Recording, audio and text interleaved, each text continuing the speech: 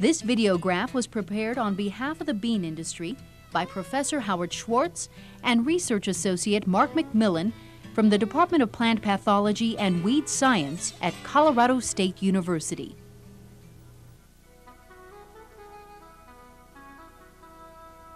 The video will review research results from university and industry programs. Objectives of this videograph are to diagnose white mold, understand factors which influence disease development, and review timely and economical disease management strategies in relation to common production practices.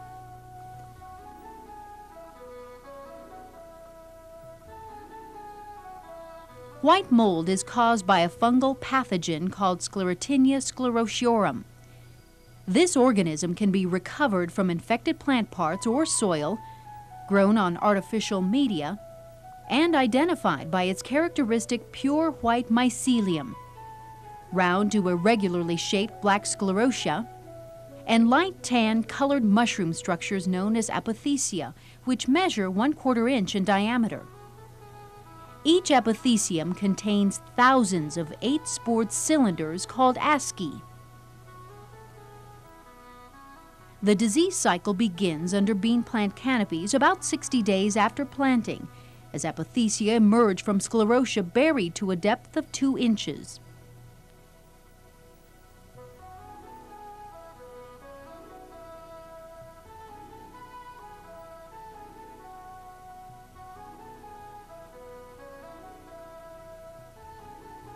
White mold apothecia should not be confused with structures of other beneficial fungi, which may also appear beneath the plant canopy.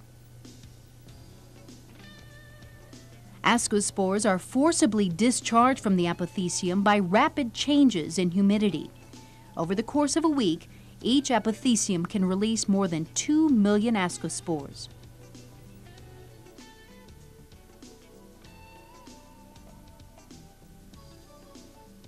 Ascospores colonize dead or senescent bean blossoms and leaves. And 24 to 48 hours later, the snow-white, fluffy fungal growth can spread and infect any plant part, such as a branch, stem, pod, or leaf it comes into contact with.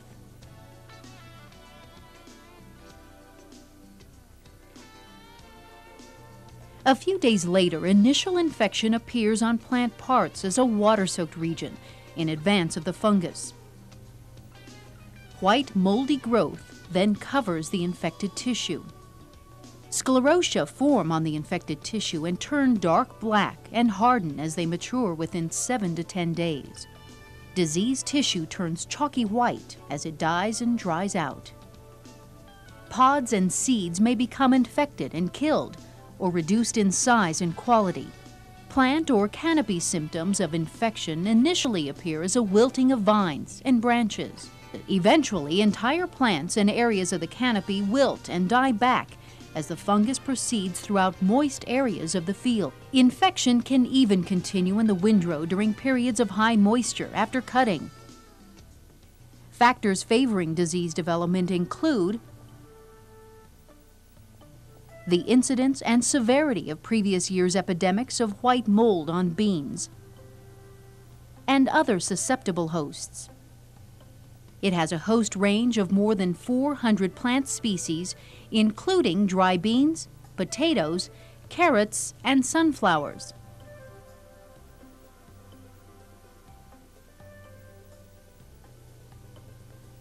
Sclerotia can overwinter and survive within the soil for 3 years or more. Lack of a good crop rotation can contribute to this season's disease pressure. Continual cropping to beans can aggravate disease outbreaks. Bean varieties can differ in their reactions to white mold. Some varieties are resistant because of their genetics, or avoid infection because of their upright plant architecture, while others are more susceptible, especially if they produce a dense canopy. White mold sclerotia can be spread within and between fields by irrigation runoff water, Ascospores released from apothecia can also be blown by wind currents at least 1 mile.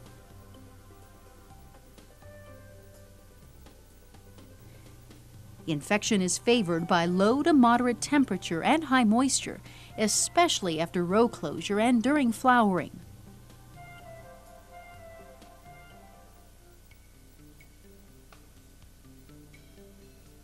Disease management strategies should consider the following factors: 3 to 4 year rotations with crops such as corn, small grains such as wheat, sugar beets and non-host vegetable crops such as onions.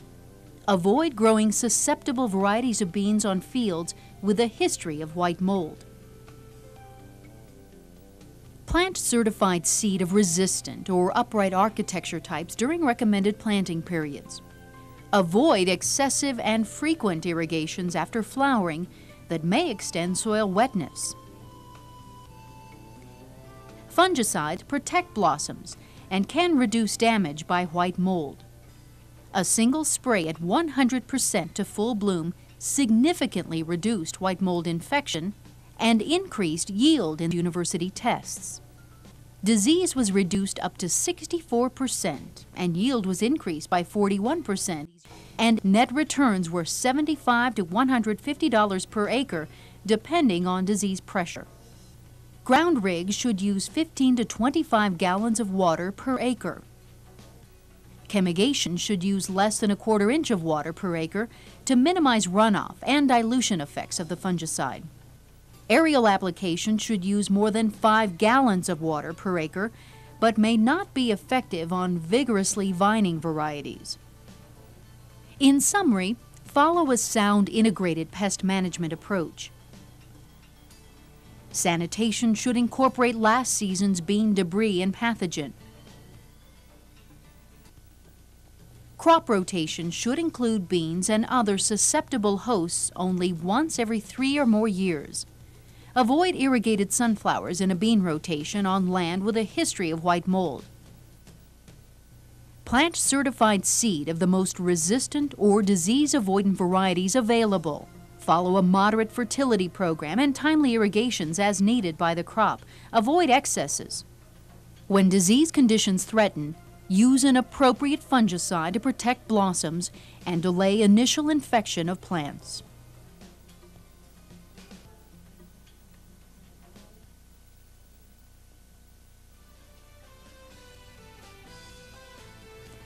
This concludes the Bean Videograph on integrated pest management of white mold of beans, sponsored in part by Elf Adochem North America and the Colorado State University Integrated Pest Management Program. Thank you for your attention and enjoy the other segments of this educational series.